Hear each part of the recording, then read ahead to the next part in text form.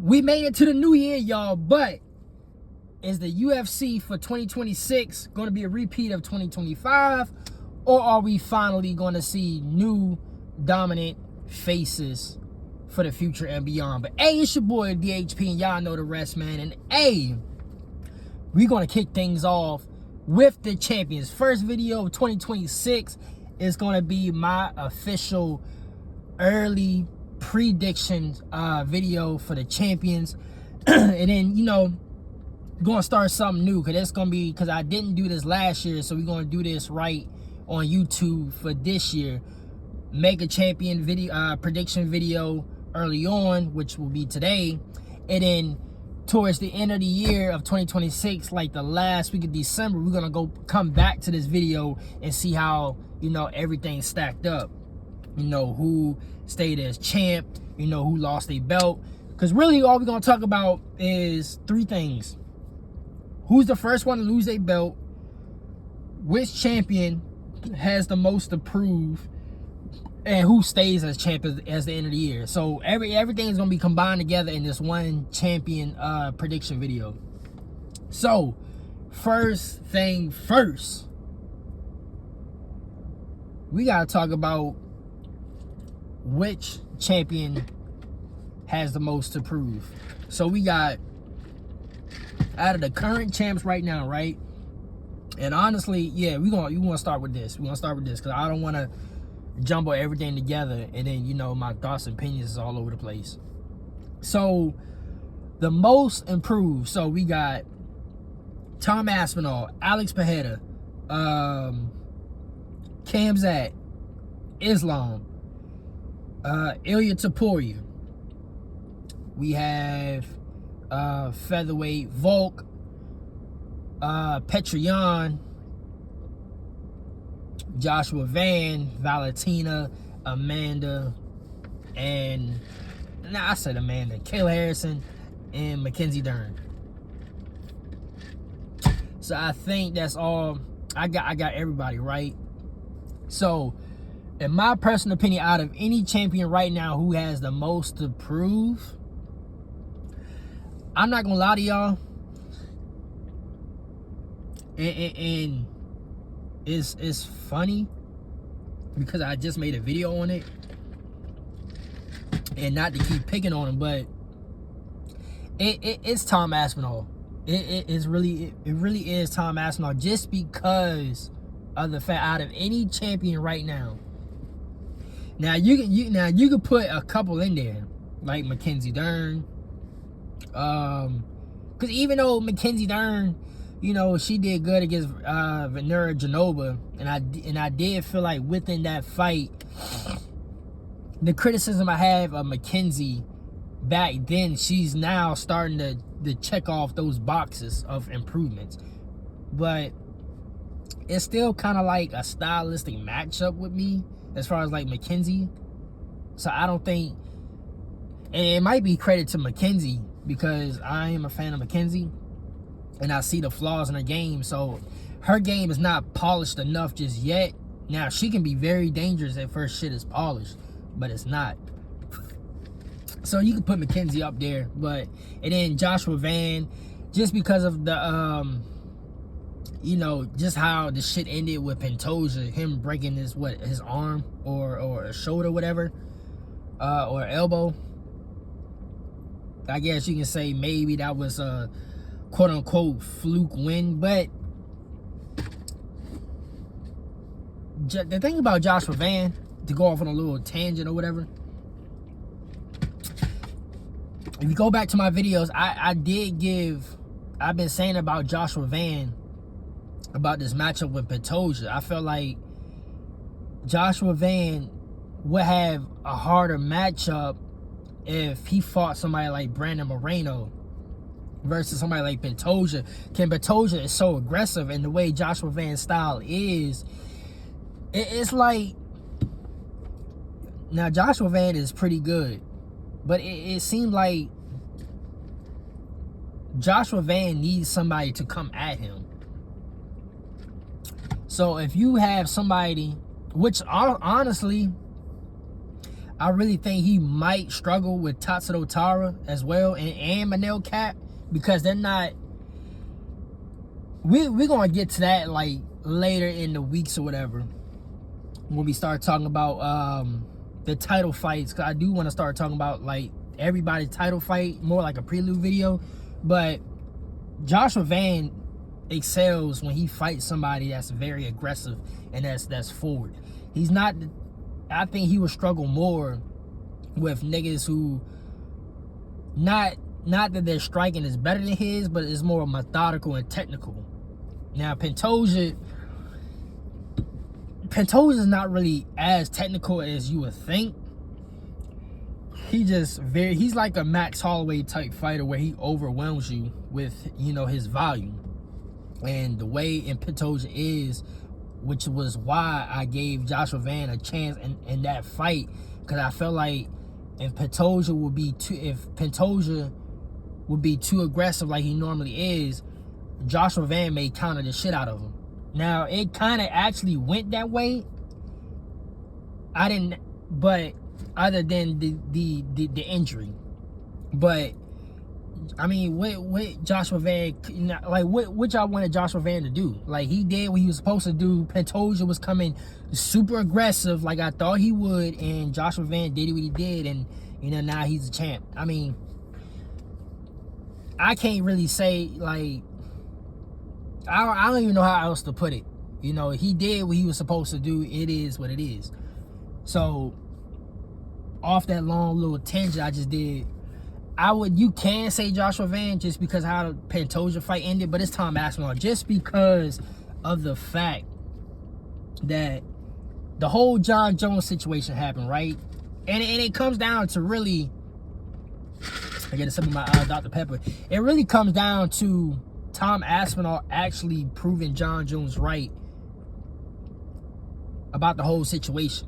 You know, Jon Jones' whole point was not that he was scared, and you can have your own opinions or whatever about Jon Jones and the Tom Aspinall situation.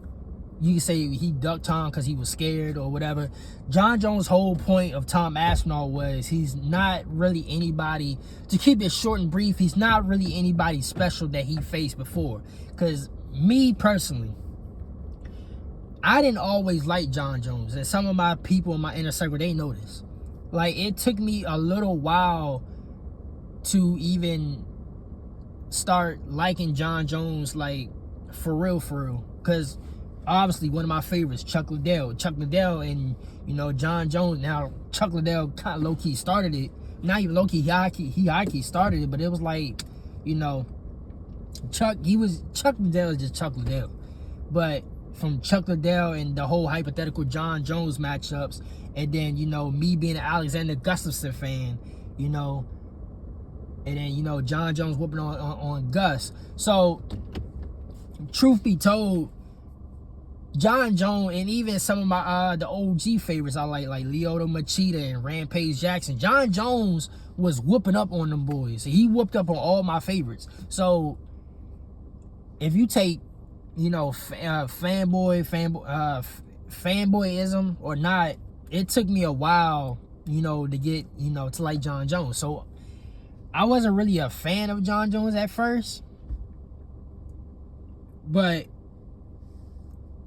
to Jon Jones' credit, me and a lot of others, there was always somebody that we was looking to beat Jon Jones, that we crowned as the guy to beat Jon Jones, whether it was DC, my boy Alexander Gus, Rumble, rest in peace to Rumble, Anthony Johnson.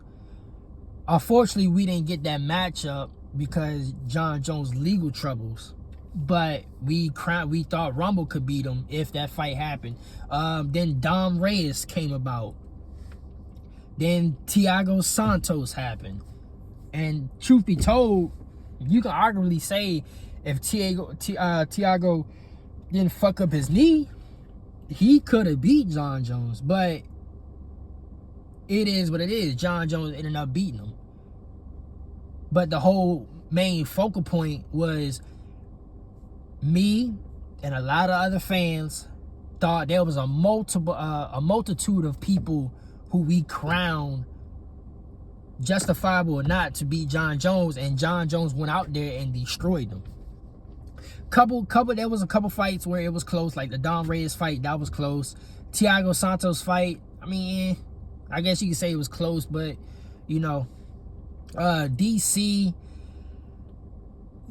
fight, the DC fights wasn't close, it was competitive. It wasn't close, it was competitive. But you know, so to Jon Jones' point, and I know I'm low-key rambling a little bit, to Jon Jones' point, Tom Aspinall isn't somebody new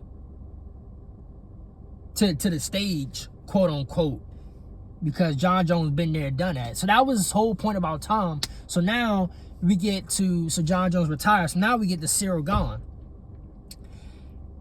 That fight happened, and now because of that fight and how it ended, and not just the eye poke situation, I said this in the video I made the day before, Ciryl Gane was winning that first round anyway. Whether or not Tom would have made the adjustment later in the rounds to potentially finish Ciryl Gane, or even, you know, get one up on him on the judges' scorecards, that remained to be seen. But facts is facts.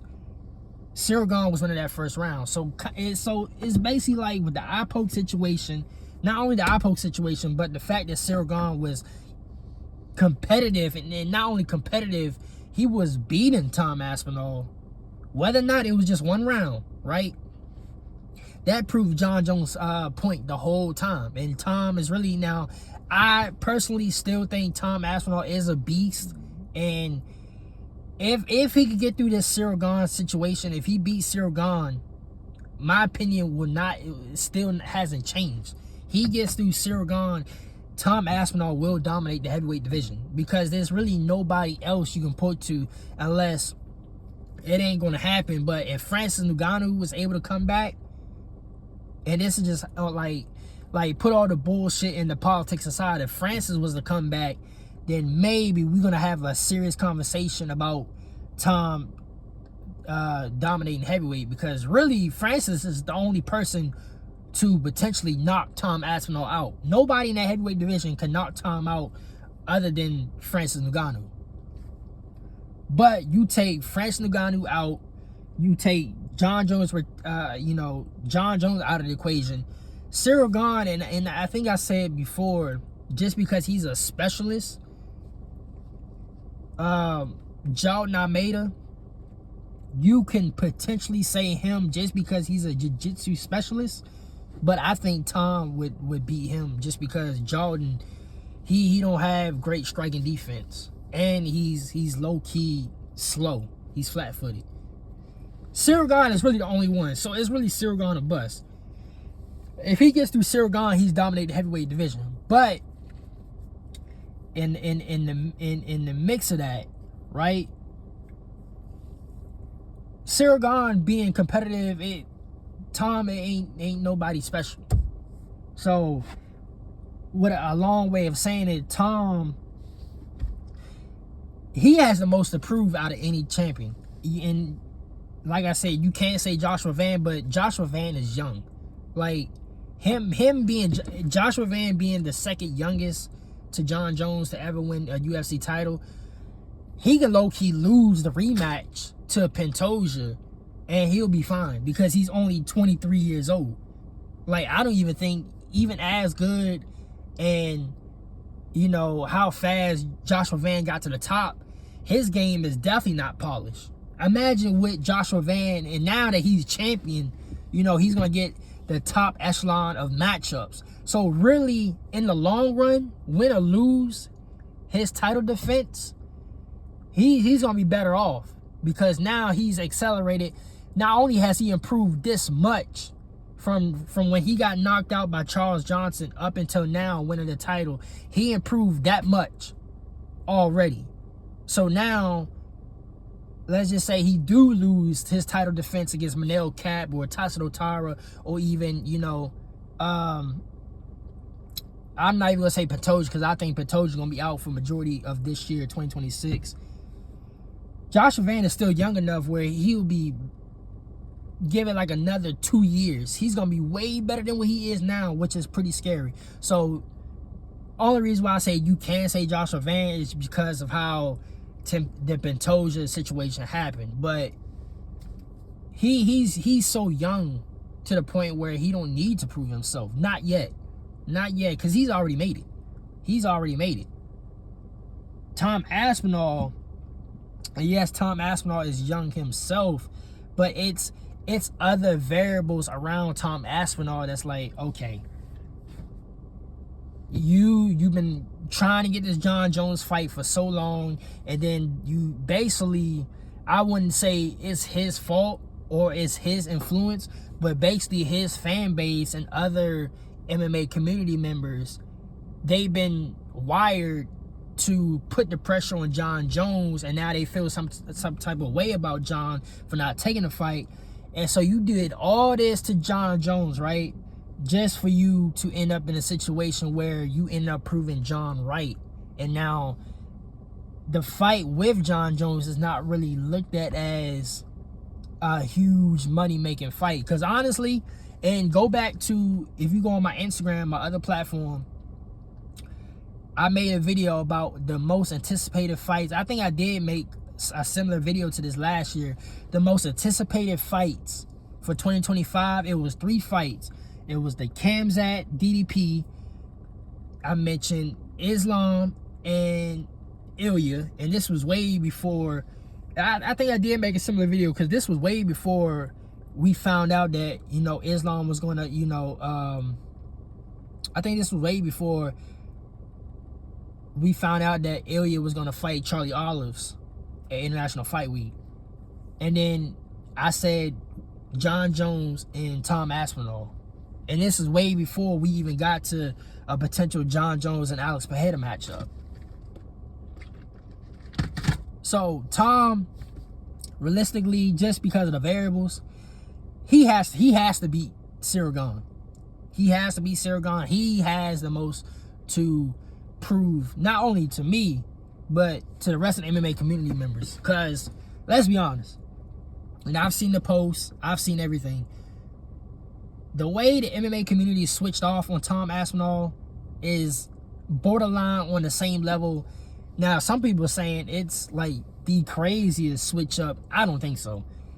I think people forgot the Aljo and Petr Yan situation, because Aljo was on his way. I wouldn't say he was on his way to be one of the best cash cows or the most beloved UFC fighter, but Aljo had a pretty good fan base, and we all fuck with Aljo. But that Petr Yan situation, the shit went south to where me and a lot of others was kind of looking at him sideways. You know what I mean? And even I was kind of looking at Petr Yan sideways, because I'm like, bro, you the champ. You should know the rules. I was basically looking at both of them sideways. So I'm like, Aljo, you flopping, or you milking, you making it way worse than what it is. And Petr Yan, you should know better because you the champion, so you should know the rules. So, but this ain't the craziest switch up. This ain't the craziest. It's one of the craziest, but it ain't the craziest. So, long way of saying it, Tom Aspinall, he has the most to prove to me. Now, the champion, the first one to lose their belt, I'm gonna disregard that, because I'm not gonna say, because so we got 2 title fights right now, or technically, you know what's crazy? Yeah, I'm gonna disregard that, because it's more than likely it's going to be Kayla Harrison, because that Amanda, my brain is kind of foggy right now, but I'm pretty sure that Amanda and Kayla Harrison fight is on the first that first card with Patty and Justin Gaethje. So yeah. more than likely, nigga, it might be Kayla Harrison be the first one to lose their belt. So I'ma just do this. Disregard the first one to lose their belt because it's more than likely, yeah, it's gonna be Kayla Harrison. I'm gonna do this. The champion to keep or lose their belt. So Tom Aspinall, it's a toss-up. It's a toss-up. At the end of the year, do I see Tom Aspinall as champion? You know what? I could potentially see, like, on some hot potato shit, or maybe like an Alex Pereira making me Uncle Ev type shit, where Cyril ended up beating Tom, but then Tom potentially get it back at the end of the year, maybe. Like, the heavyweight title holder. Oh, you know what? Because I did talk about this in that Tom Aspinall video. Alex Pereira is thinking about going up to heavyweight. So this is a tricky one. This is really a tricky one because I can damn well see Alex Pereira being the heavyweight title holder. He could damn well be the heavyweight title holder. So Tom, I don't think Tom would be the heavyweight champion by the end of the year. I just don't see it. He could, because if he beats Cyril Gane, he's dominating the heavyweight division. But I don't see him being Alex. Like, Alex is too technical for Tom Aspinall. He is just too technical for Tom. Now Tom could catch him by surprise with the speed, but Alex is just too powerful and just too technical for Tom. So I just don't see it. I don't see Tom being. So Tom, he's gonna lose his belt and probably will not get it back in 2026. Light heavyweight, yeah, Alex Pereira will not be that light heavyweight title holder at the end of the year, because I think he's gonna give it up either now or later on. I see him giving it up and going to heavyweight. So Alex Pereira is a no.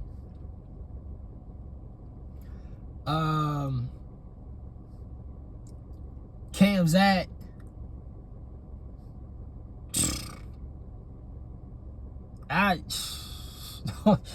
Khamzat, he's probably going to be one of the few to keep they belt in 2026. The only thing that's going to stop Khamzat is fucking his immune system. Khamzat, I don't see anybody stopping Khamzat anytime soon, for real. So Khamzat going to stay as champ. Now we going to welterweight. Islam. Ooh, that's a tough one. That is a tough one. And the reason why I say it's a tough one, because he can dominate that welterweight division, but also there's some styles where I do feel like he can actually lose that welterweight strap. And then the tricky side of it is, what the hell they gonna do with Ilya? Because Ilya wants that Islam fade. So do Ilya stay at lightweight? I'm gonna combine lightweight and welterweight together, because I see Ilya staying as lightweight title holder more than I see Islam staying a title holder at welterweight. But I think we're gonna have a new, come at the end of 2026, we might have a new lightweight title holder, because I think Ilya is gonna go up to welterweight and fight Islam. So it's kind of like, it's tricky. It's tricky because, and I mentioned this in a video before, like a couple months ago or whatever, the days of where most of these champions stay in their weight class and dominate it and try to clear out at least the top 10, those days is pretty much gone. And which is why I gave credit to Merab and Pantoja, because they sat up in the press conference and was like, they asked them would they go up a weight class, and you know, Merab and Pantoja basically had the same answer. To keep it short, they basically want to clear out the top 10, if not the top 15, and then they'll think about it. So, though they only 2 champions. Well, ironically, they're former champions now. But the days of the UFC of when, you know, when I was growing up, watching like I said, my first year watching UFC was, you know, 2000. Well, the first fight happened in 2007, but I really didn't start watching until 2008. So I mean, I did start watching 2007, but I really wasn't watching until 2008. So it's 07, 08. Like those days, like early UFC days, the mid 2000s, the 2010s, when I was in middle school and in high school, those days are over. Even like the 2014s, like those days is pretty much over. So it's I ain't gonna lie, some of these are kind of tricky, because half of these niggas is not gonna stay in their respective weight class. Even Khamzat thinking about going up to like light heavyweight. And matter of fact, I think I made a post or a video or something. I gotta go through my catalog again, but I made like a video, like Khamzat, I believe Khamzat said he got one more fight left at middleweight, and then he's going up to light heavyweight. I think he's gonna fight Nasruddin, and then that's it for middleweight. He's going up to light heavyweight. So this shit is kind of tricky. It really is kind of tricky. I mean, if Khamzat, to backtrack a little bit, going back to middleweight,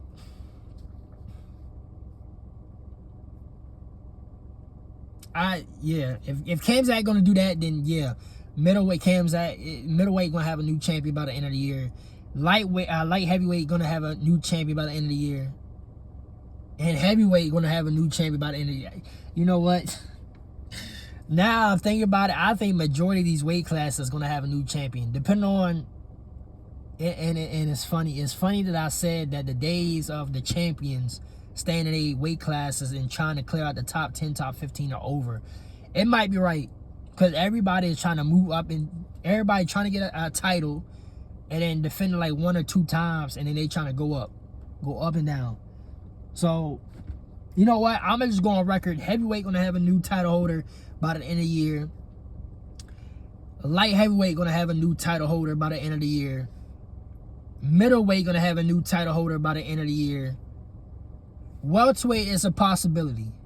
Now Islam is a fucking beast. He's a monster. But there's so much shit going on where I do feel like he's not gonna be title holder by the end of the year. So welterweight gonna have a new title holder by the year. Lightweight gonna have a new title holder by the end of the year. Just because, not that I feel like somebody could potentially, I mean, stylistically wise, there are like 2 or 3 where I do feel like Ilya is really gonna have to go in his bag of tricks to beat him. But it's like, it's this other thing surrounding Ilya where I feel like I don't see him as champ at lightweight. So lightweight potentially gonna have a new title holder by the end of the year. Featherweight, Volk, yeah. Featherweight definitely gonna have a new title holder by the end of the year, because I think, sadly, Volk is gonna retire this year. Whether it's the Diego Lopez rematch or his next fight, Volk, more than likely, I'm gonna say 75 to 80%, Volk is gonna retire this year. So featherweight is gonna have a new title holder by the end of the year. Bantamweight.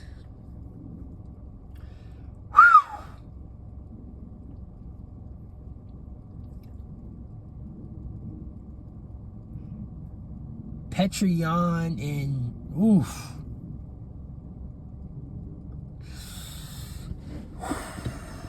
That's a tough one. That is going to be a tough one. Because Petrion, if he fights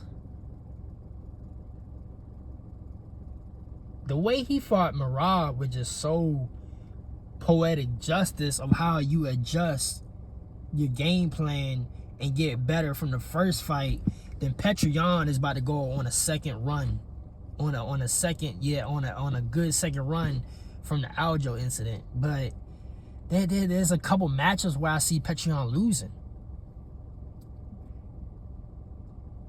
But if the thing with Petrion is he cannot fall in love with just being a boxer and a kickboxer. Because I do feel like if him and Sugar Sean was the rematch, Sugar Sean might beat him again, just because I think he's just a better technical striker than Petrion. And he's much more lengthy, and Sugar Sean has more striking IQ than Petrion. Even though they're both fucking crazy talented at striking, I just think Sugar Sean does things that will hurt Petrion on the judges' scorecards. Because Petrion is a slow starter, but Sugar Sean, he does shit that matters on the judges' scorecards, and he's more technical, and he has a higher IQ of how he set up his shit. Petrion has a high IQ of how he set up his shit too, but Sugar Sean is just a little bit more better at that than him. So I think Petrion gonna have to wrestle. He's gonna have to wrestle Sugar Sean if they ever fight again. So, and then Umar, we got Umar. Ooh, bantamweight it. And then Merab comes back for the trilogy. Oh, man. Man, oh, man.